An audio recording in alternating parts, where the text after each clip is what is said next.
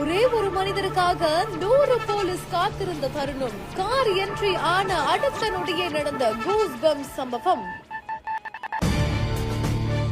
தமிழ்நாட்டை சேர்ந்த உச்ச பிரபலத்திற்கு டெல்லியில் கிடைத்த பெரும் மரியாதை.